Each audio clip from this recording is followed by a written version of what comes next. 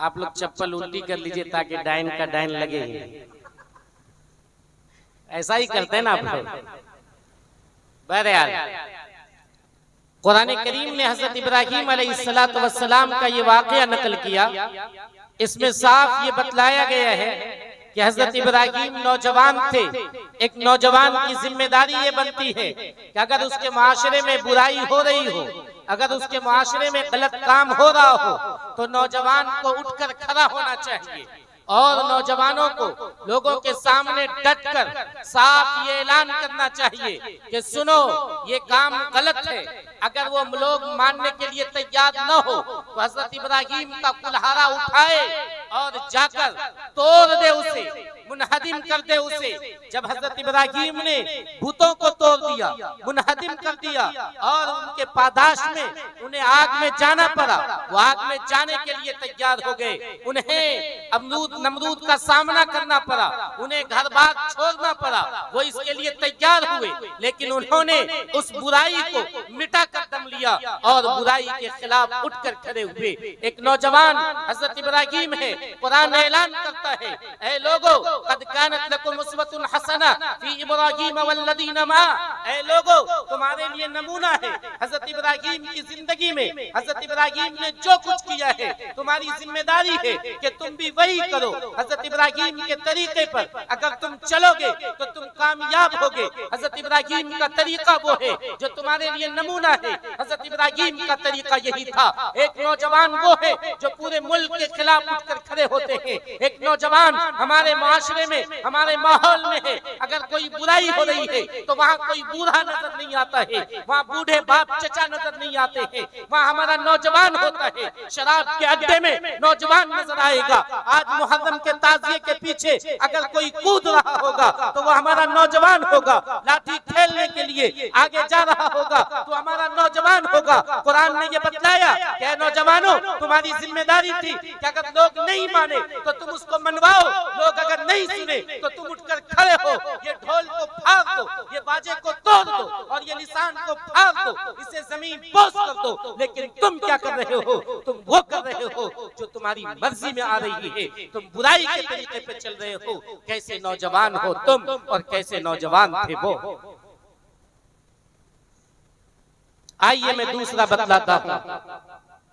कुरान करीम ने नकल फरमाया है, अफसुस एक इलाका था, वहां का बादशाह दकियानूस है, जालिम बादशाह था, जुल्म और बर्बरियत का नंगा नाच नाच रहा था, लोगों को परेशान किया जा रहा था, वहां भूतों को पूजा जाता था, वहां बुराई को, जुल्म को आम किया जा रहा था।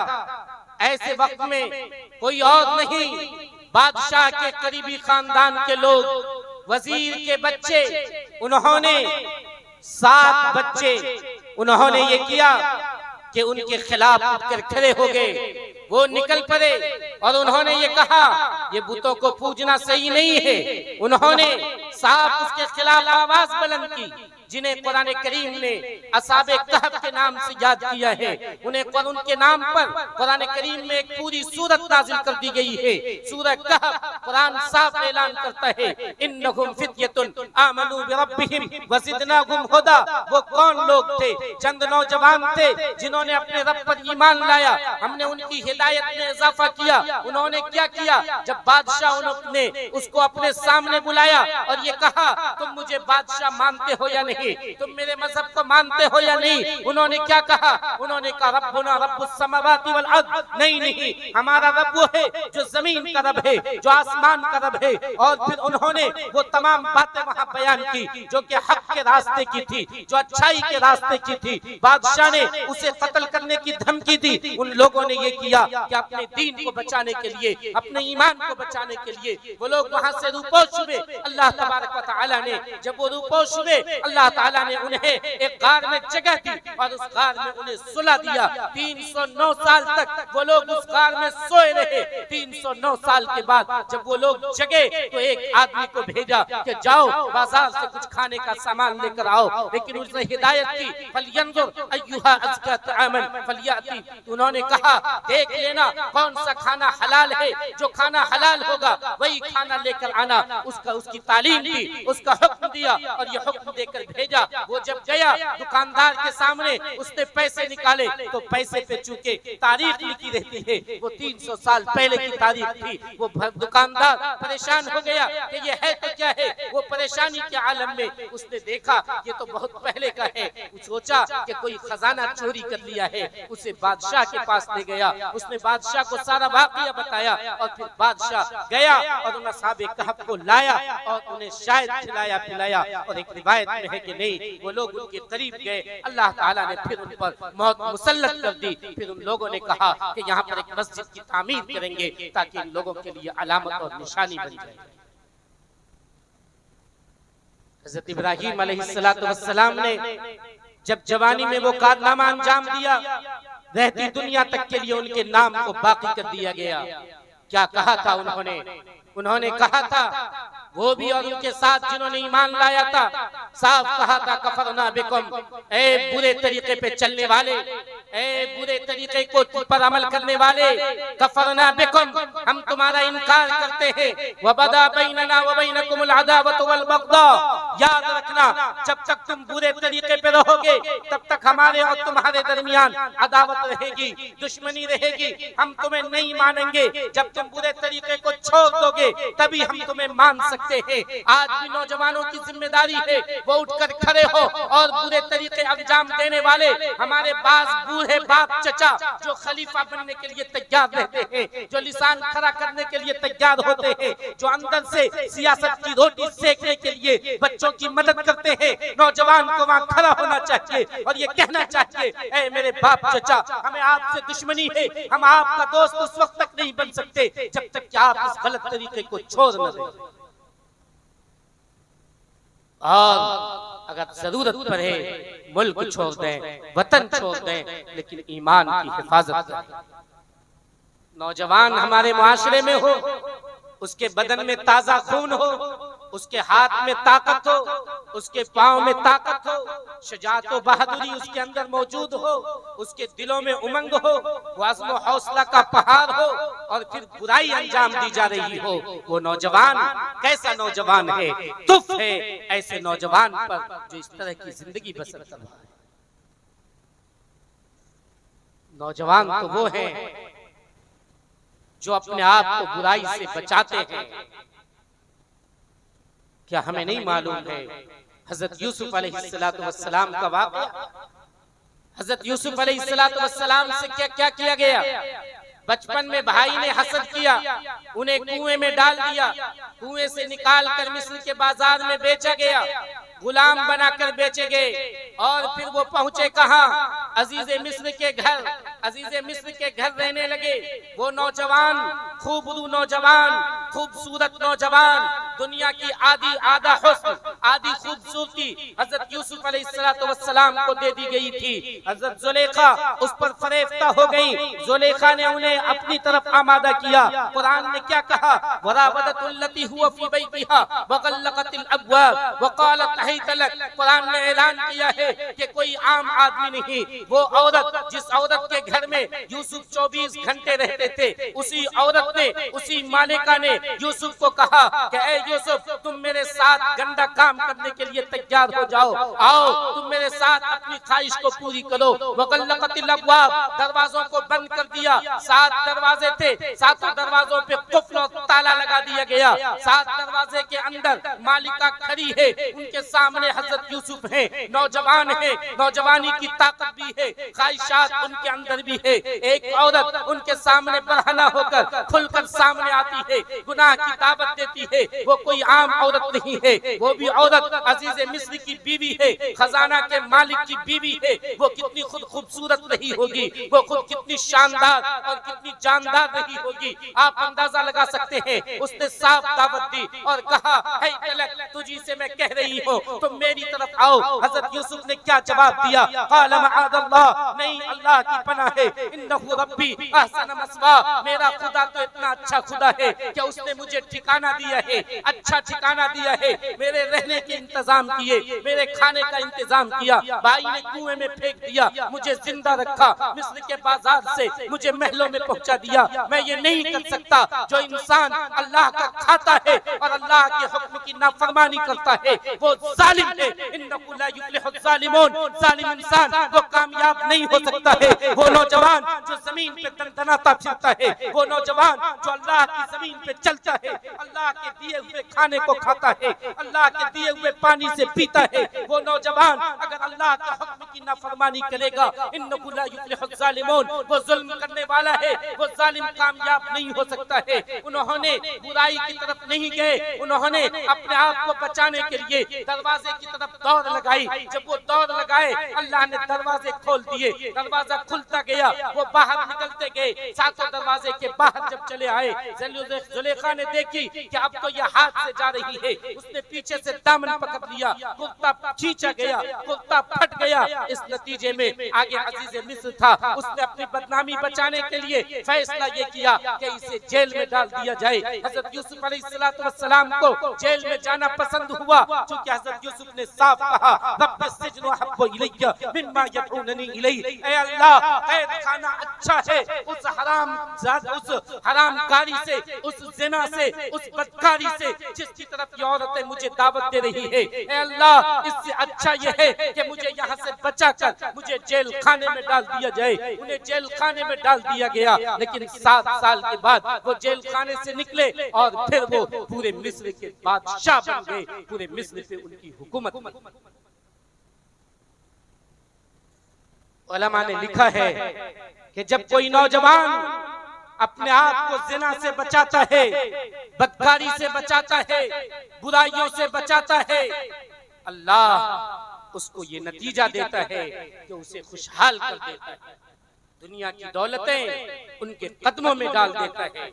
और अगर कोई नौजवान ये कहता है कि अभी तो हम नौजवान हैं, मरने में टाइम है, अभी तो काफी टाइम है, अभी गुनाह कर लेते हैं, बाद में नेक बन जाएंगे, तो मैं आपको बतलाऊं कि हजरत यूसुफ के भाइयों ने क्या कहा था, उक़्तुलू यूसुफ अभी तुरहूहु अर्ज़न यख़्लु लकुम वजहु अबीकुम, तुम लोग ये करो कि यूसुफ को कत्ल कर दो या इसे किसी दूर दराज जगह में बंजर जमीन पे इसे फेंक दो, और फिर क्या करना, बाद में तौबा कर लेना, तौबा करके तुम लोग नेक बन जाना, वतकूनु मिन बादिही कौमन सालिहीन, बाद में तुम तमाम लोग नेक बन जाओगे, लेकिन अभी ये गुनाह कर लो। आज नौजवानों की सूरत हाल यही है कि नौजवान ये कहता है कि अभी कोई बात नहीं है, अभी तो नौजवान है, गुनाह कर रहे हैं, हमें करने दीजिए, ढोल बाजे के पीछे घूम रहे हैं, हमें घूमने दीजिए, नशा कर रहे हैं, हमें करने दीजिए, बाद में तौबा कर लेंगे और नेक बन जाएंगे। नतीजा क्या हुआ, हजरत यूसुफ के भाइयों ने यही बात कही थी कि बाद में तौबा कर लेंगे,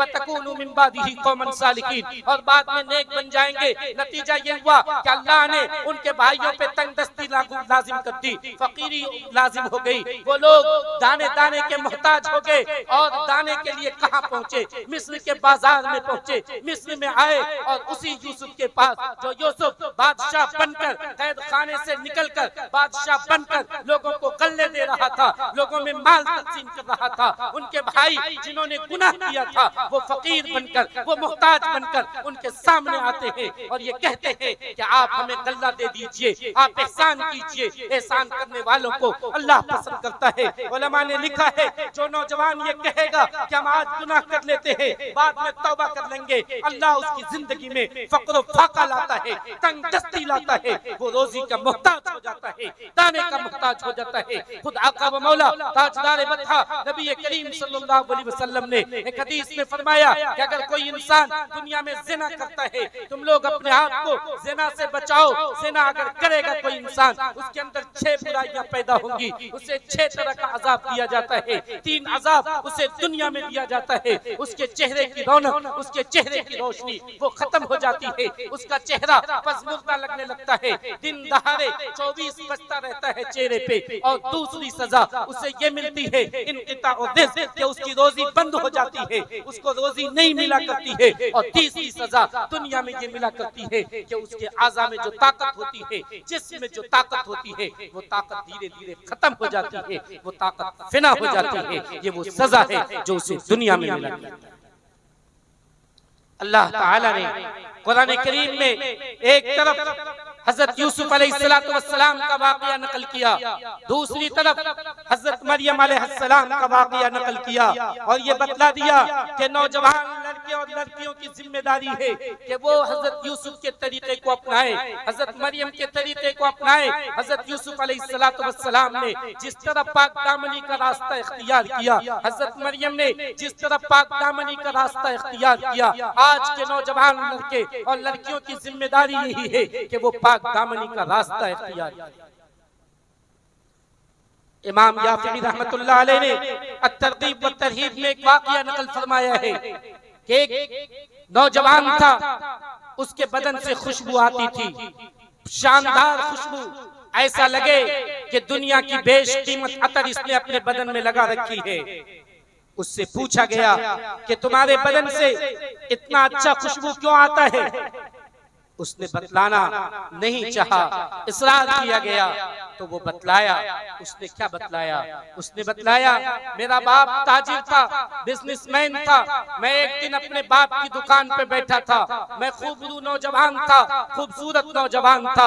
एक बूढ़ी औरत आती है, मेरे दुकान से सामान खरीदती है, फिर मेरे अब्बा से कहती है कि इस बेटे आप अपने बेटे को मेरे साथ भेज दीजिए, मैं घर से कीमत दे दूंगी, पैसा घर में है, मैं घर से इसे पैसा दे दूंगी। वो बूढ़ी के साथ साथ मैं उसके घर चला जाता हूँ। मैं जब घर में दाखिल होता हूँ तो देखता हूँ कि एक खूबसूरत कमरा है, उस खूबसूरत कमरे में मैं दाखिल होता हूँ। जब अंदर दाखिल होता हूँ, एक शानदार मसहरी लगी है, उसमें एक शानदार दोशीज़ा खूबसूरत लड़की बैठी हुई है। मैं जैसे अंदर दाखिल हुआ, वो दोशीज़ा उठकर खड़ी होती है, आकर हमारे गले को पकड़ लेती है, अपनी तरफ खींचती है और ये कहती है कि आओ मेरे साथ रहो। वो गुनाह की दावत देती है, मुंह काला करने की दावत देती है। मैं परेशान हो जाता हूँ कि मैं तो पैसे लेने आया था, लेकिन यहाँ तो कोई और आफत मेरे गले पड़ी है। आखिर में मैं परेशान होकर मेरे दिमाग में एक तदबीर आती है, मैं अचानक ये कहता हूँ कि मुझे बैतुल खला जाना है,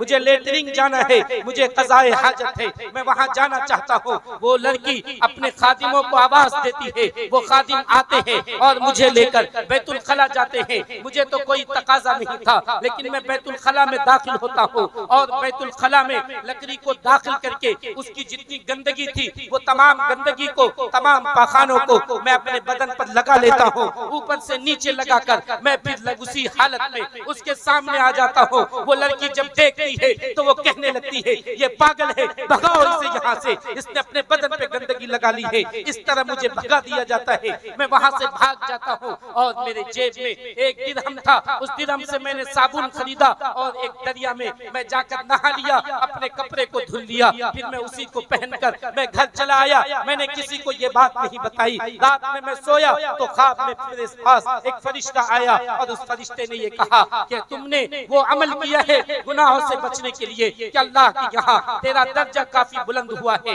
अल्लाह ने ये खुशबू भेजा है जो मैं तेरे बदन पे लगा देता हूँ। उस रात में मैंने ख्वाब में देखा कि फरिश्ते ने मेरे बदन पर अतर लगा दिया यहाँ से वहाँ तक। वो दिन है और आज का दिन है, मैंने कितनी बार नहाया, साबुन लगाया, लेकिन वो खुशबू हमेशा मेरे बदन से निकलता रहता है, वो कभी खत्म नहीं होता। नौजवानों, गुनाह की दावत दी जा रही है। क्या किया उन्होंने? अपने आप को गंदगी से मुलव्विस करके जब बचाया, अल्लाह ने दुनिया में उन्हें फायदा दिया। आज का नौजवान मौका की तलाश में रहता है, हमारी माँ और बहनें रास्ते से जाती हैं तो वो कनखियों से देखता है।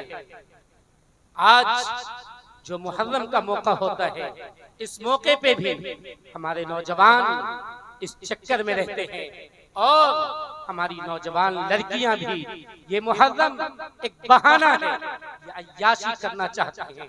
इसी मौके पे शराब भी पीना चाहते हैं, इसी मौके पे अय्याशी भी करना चाहते हैं। इसलिए आप यकीन मानिए कि ये सब जिम्मेदारी हमारे नौजवान भाइयों, नौजवानों को उठकर खड़ा होना होगा। नौजवान वो हैं जिन्होंने करवट ली, जिन्होंने तय किया तो दुनिया में इनकलाब बर्पा कर दिया। तारीख गवाह है इस पर कि जब जब नौजवानों ने कोशिश की, नौजवान उठकर खड़े हुए तो उन्होंने इनकलाब ला दिया है। दूर न जाइए, खुद मोहम्मद बिन कासिम 17 साल के नौजवान थे जब सिंध के राजा दाहिर ने इंसाफ नहीं किया, जालिमों का साथ दिया। एक कश्ती पे मुसलमान सफर कर रहे थे, मुसलमान औरतें भी थी। उन सिंध के कुछ लोगों ने कश्ती पे हमला किया, मुसलमानों के माल को छीन लिया, उनकी माँ और बहनों की इज्जत के साथ खिलवाड़ किया। ये बात पहुंची हज्जाज बिन यूसुफ के दरबार में। हज्जाज बिन यूसुफ ने कासिद भेजा राजा दाहिर के पास कि तुम्हारे मुल्क के लोगों ने मुसलमानों पे जुल्म किया है, उन जालिमों को बुलाओ और उनको सजा दो। अगर तुम सजा नहीं दोगे तो बदला हम लेंगे। राजा दाहिर ने न सिर्फ ये कि जालिमों को सजा नहीं दिया, बल्कि वो कासिद जो उसके दरबार में आया था उसे भी कत्ल करवा दिया। उसके साथ भी नासेबा हरकत की। वो इतना गंदे और घिनौने जुर्म का मुर्तकिब हुआ था, चूंकि उस जमाने में कासिदों को कत्ल नहीं किया जाता था। उसने कासिदों को कत्ल कर दिया और जालिमों को उसके जुल्म का बदला नहीं दिया। उस वक्त में हज्जाज बिन यूसुफ ने अपने भतीजे जो 17 साल के नौजवान थे मोहम्मद बिन कासिम सकफी को अपने एक लश्कर के साथ भेजा कि जाओ सिंध के राजा दाहिर को तुम उसके किए की सजा चखाओ, किए की सजा दो, उसे उसका मजा चखाओ। वो आए और उन्होंने सिंध के ईंट से ईंट बजा दी, सिंध के लोगों को कत्ल भी किया और सिंध के लोगों को उन्होंने शिकस्त से दो चार किया। उसी सिंध से का हिस्सा था ये हिंदुस्तान, जिसके नतीजे में हिंदुस्तान में इस्लाम। ये मोहम्मद बिन कासिम कितने साल के थे? 17 साल का नौजवान। आज का नौजवान 25 साल की उम्र हो जाती है, अपने पॉकेट खर्च को नहीं चला पाता है। आज का नौजवान अपने घर का जिम्मेदार तो दूर की बात है, वो खुद अपना जिम्मेदार नहीं बन सकता। 25 साल का नौजवान शादी के लिए चिल्लाता है, लेकिन उसके पास इतने पैसे नहीं होते जिससे वो बीवी का खर्चा चला सकता। वो अपनी जमीन नहीं खरीद सकता, वो मकान नहीं बना सकता है, और वो चाहता है कि बाप के सहारे वो तमाम काम करे। 17 साल का नौजवान पूरा लश्कर का जिम्मेदार बना है। 17 साल का नौजवान मुल्क सिंध को फतह करता है। 17 साल के नौजवान ने वो कारनामा अंजाम दिया जिसके नतीजे में यहाँ हिंदुस्तान में मजहब इस्लाम आया। 1928 में, बहुत ज्यादा दिन नहीं गुजरा है, हसन अल बन्ना शहीद ने मिस्र में जब ये आवाज लगाई जा रही थी कि ये फिरौनों का मुल्क है, यहाँ फिरौन वाला मजहब चलेगा, यहाँ लादीनियत चलेगी, यहाँ इस्लाम नहीं चल सकता है, यहाँ दीन नहीं चल सकता है, कुरान और हदीस पे अमल नहीं हो सकता है, यहाँ लादीनियत चलेगी, शरीयत को मिटाने की कोशिश की जा रही थी। हर तरफ ये नारा लगाया जा रहा था कि फिरौन के मुल्क में फराइना का मजहब चलेगा, इस्लाम मजहब नहीं चल सकता है। उस वक्त में एक 22 साल का नौजवान जो कुछ और नहीं एक जगह पे टीचर था, वो पढ़ा रहा था, उसने क्या किया, एक इख्वानुल मुस्लिमीन नामी एक तहरीक की बुनियाद डाली 1928 में और अपने चंद नौजवानों के साथ मिलकर उन्होंने नारा बुलंद किया। उस वक्त में जबकि लोग लादीनियत का नारा बुलंद कर रहे थे, उन्होंने ये नारा बुलंद किया, अल्लाहु गायतुना, अल्लाह हमारा मकसूद है, वल कुद्वत रसूलु कुद्वतुना, रसूल अकरम सल्लल्लाहु अलैहि वसल्लम वो हमारे लिए नमूना है, हमारे लीडर है, वल जिहाद सबीलुना, जिहाद ये हमारा रास्ता है। और उन्होंने कहा अल्लाह के रास्ते में कत्ल किया जाना ये सबसे बड़ी हमारी ख्वाहिश है, हम अल्लाह के रास्ते में कत्ल हो जाएंगे। फिर उन्होंने वो तहरीक चलाई जिसका असर आज भी दुनिया के चप्पे चप्पे में दिख रहा है। कोई और नहीं, एक नौजवान था। आज नौजवानों की सूरत हाल देखिए, 1 किलोमीटर दौड़ नहीं सकेगा, कुत्ते की तरह सांस उखड़ जाएगी, ऊपर से नीचे आवाज आती है जाती। इतना बदन में ताकत नहीं, चले मुहर्रम का अखाड़ा निकाल ले, 5 मिनट लाठी नहीं घुमा सकता है, उसके कलेजे में दम नहीं, उसके बाजू में कुव्वत नहीं, और वो चला है जवानी दिखाने के लिए, अपनी ताकत का मुजाहरा करने के लिए। लोगों, जवानों को जागना, उसे होश के नाखून लेना होगा, तभी इनकलाब बर्पा हो सकता है, तभी तब्दीलियां आ सकती है। जो बच्चे हैं वो तो कमजोर हैं, जिस्म के एतबार से भी, दिमाग के एतबार से भी। जो बूढ़े हैं दिमाग तो उनका मजबूत हो गया है, लेकिन उनके जिस्म कमजोर हो चुके हैं। एक ही इंसान है, इंसानों में वो नौजवान की जमात है जिसका दिमाग भी मजबूत है, जिसके बाजू भी मजबूत है। कुरान ने साफ कहा है कि अल्लाह ने इंसान को पहले कमजोरी से पैदा किया, सुम्मा जअला मिन बअदि ज़ौफिन कुव्वा, फिर अल्लाह ने कमजोरी के बाद कुव्वत को पैदा किया, और फिर कहा कि कुव्वत के बाद उस पे कमजोरी आ जाएगी, बुढ़ापा आ जाएगा। कुरान ने ऐलान किया कि कुव्वत का जमाना, ताकत का जमाना, वो जमाना जवानी का जमाना। इसलिए हमारे नौजवान भाइयों उठकर खड़ा होना चाहिए। जंग आजादी की जो तहरीक चली, मौलाना अबुल कलाम आजाद एक नौजवान थे। उन्होंने हिलाल नामी पर्चे के जरिया, अपनी तकरीर के जरिया तमाम मुसलमानों को, तमाम गैर मुस्लिम भाइयों को, हिंदुस्तान के रहने वाले हर बाशिंदों को बेदार कर दिया। उन्होंने ऐलान किया कि हमें बिजनेस के नाम पर, तिजारत के नाम पर आने वाले अंग्रेज हमारा हाकिम बन गया है, हमें गुलाम बना बैठा है, और एक इंसान वो गुलाम नहीं रह सकता है, गुलामियत की जंजीर उसे तोड़नी होगी। मौलाना उबैदुल्लाह सिंधी जिन्होंने तहरीक आजादी में हिस्सा लिया, वो किस वक्त निकले थे? उस वक्त निकले थे जबकि उनकी मोच की रेख तक नहीं आई थी, उनके मोच नहीं निकले थे, इतने कम उम्र के थे। उन्होंने वो निकले और निकलकर मुल्क का दौरा किया ताकि लोगों से मदद लिया जाए और तहरीक आजादी में उन्हें शरीक किया जाए, नापाक अंग्रेजों को यहाँ से निकाल कर बाहर किया जाए। वो नौजवान थे और नौजवानी के आलम में निकले थे, यहाँ तक के उन पे बुढ़ापा आ गया। हजरत मौलाना हुसैन अहमद मदनी वो नौजवान थे, नौजवानी के जमाने में माल्टा के जेल में अपने उस्ताद के साथ कैद खाने में रहे, वो जेल की सोबतों को बर्दाश्त करते रहे, और एक वक्त आया कि अपने उस्ताद के इंतकाल के बाद पूरी दुनिया के तहरीक आजादी के कायद बने और तहरीक आजादी में लोगों की उन्होंने क़ियादत। आज का नौजवान सो रहा है, उसे मोबाइल से फुर्सत नहीं है। 10 साल का नौजवान है तो वो खेल कूद में लगा हुआ है, 10 साल से ऊपर गया तो उसे मोबाइल से और इंटरनेट से फुर्सत नहीं। और हमारा बाप चचा उसे किसी काम में नहीं लगाएगा, उसे मशगूल नहीं करेगा।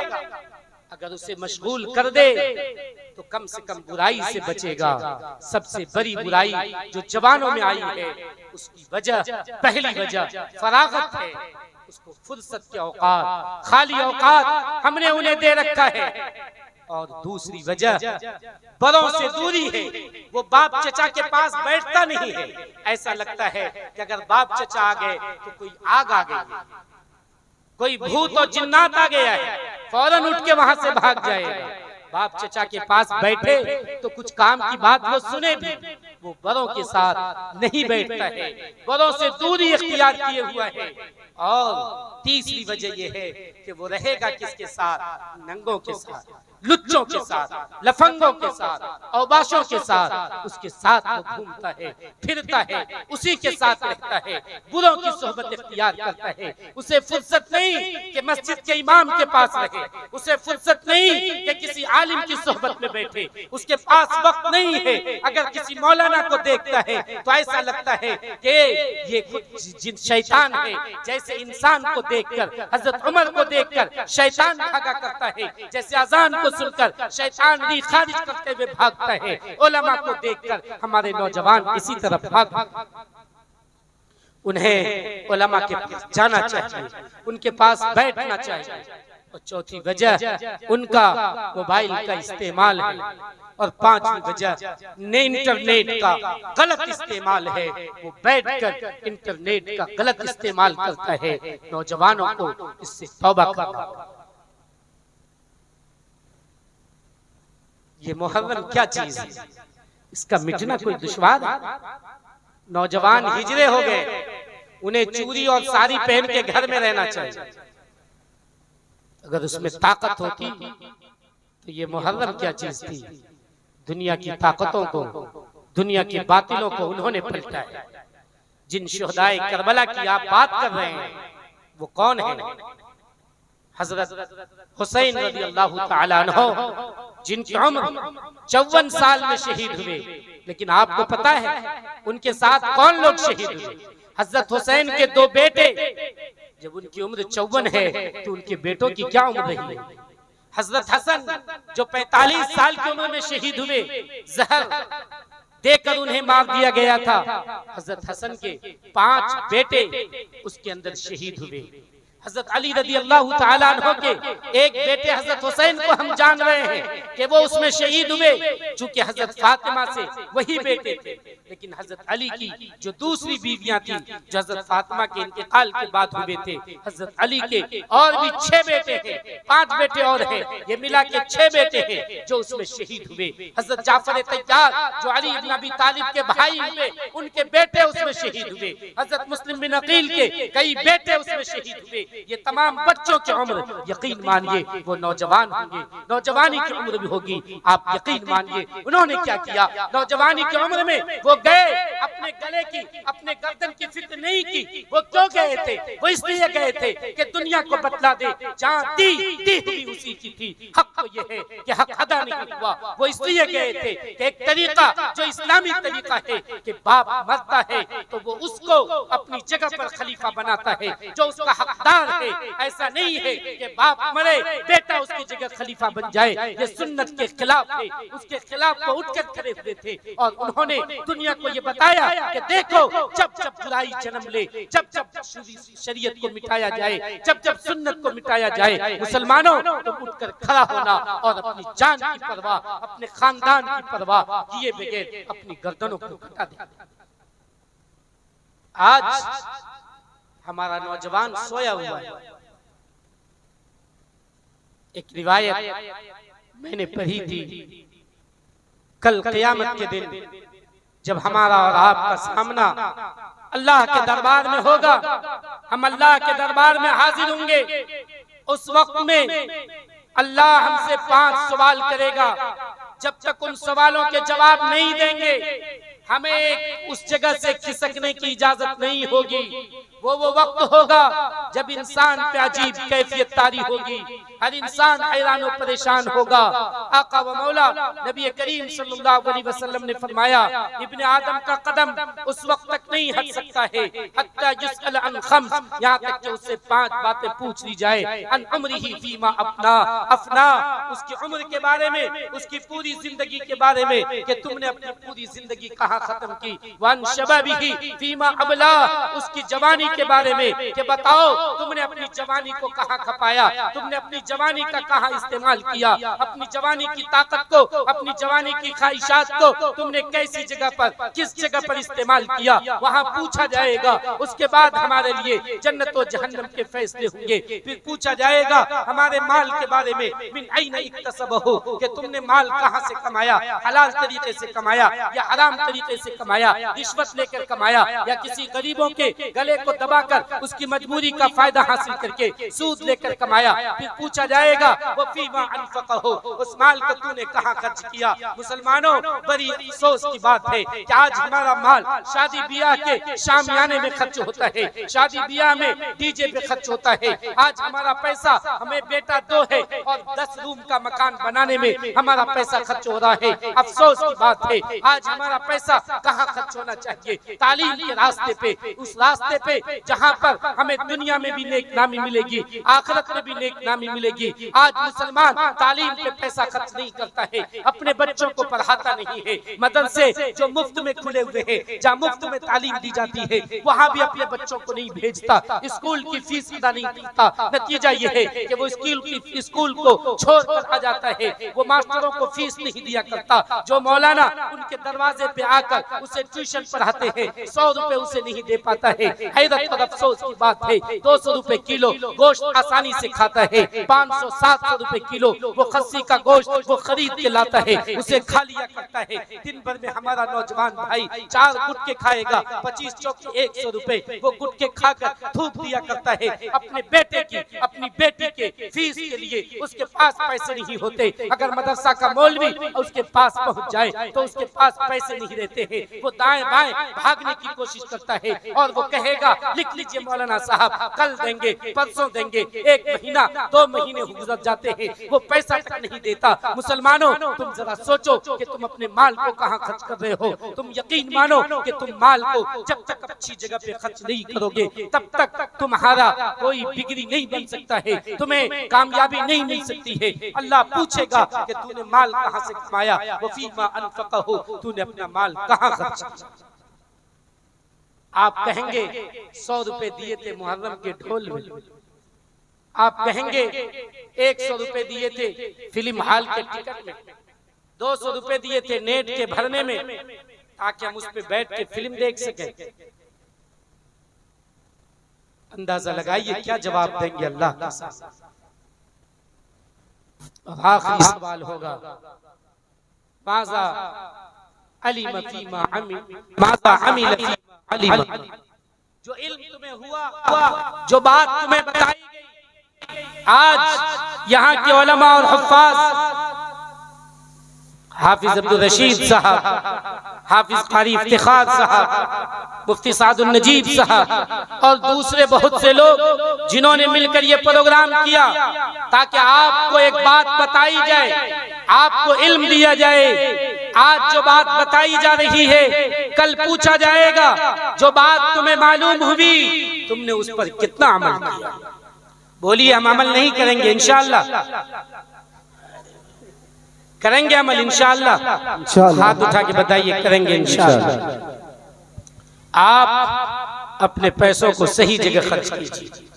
जवान उठकर खड़ा हो, नौजवानी का सही इस्तेमाल करे, अपने वक्त को गलत जगह पे इस्तेमाल न करे, समाज के इस्लाह में और अपने बच्चों की तालीम में खुद लेकर बैठ जाए। 10 मिनट 20 मिनट लेकर बैठे कि मौलाना इसे पढ़ाते हैं या नहीं पढ़ाते हैं, 1 पन्ना लिखता है या 2 पन्ना लिखता है, ये सब बैठे करे, यकीन मानिए तो दुनिया में भी कामयाबी मिलेगी, आखिरत में भी कामयाबी मिलेगी। जरूरत इस बात की है कि नौजवान जाग उठे तो आपकी मंजिल आसमानों में होगी। जिल्लत रुसवाई का सामना आपको नहीं करना पड़ेगा। अल्लाह ताला हमें भी और आप तमाम हज़रात सही समझ अता फरमाए, सही सोच अता फरमाए और कही हुई बातों पे अमल करने की तौफीक अता फरमाए। आमीन या रब्बल आलमीन। रब्बना तक़ब्बल मिन्ना इन्नका अंतस समीउल अलीम व तुब अलैना इन्नका अंतत तव्वाबुर रहीम। इकबाल बड़ा उपदेशक है, मन बातों में मोह लेता है। इकबाल बड़ा उपदेशक है, मन बातों में मोह लेता है। गुफ्तार ये गाजी तो बना, किरदार का गाजी बन न सका। मस्जिद तो बना ली शब्बर में, ईमा की हरारत वालों ने। मस्जिद तो बना ली शब्बर में, ईमा की हरारत वालों ने। मन अपना पुराना पापी है, बरसों में नमाजी बन न सका।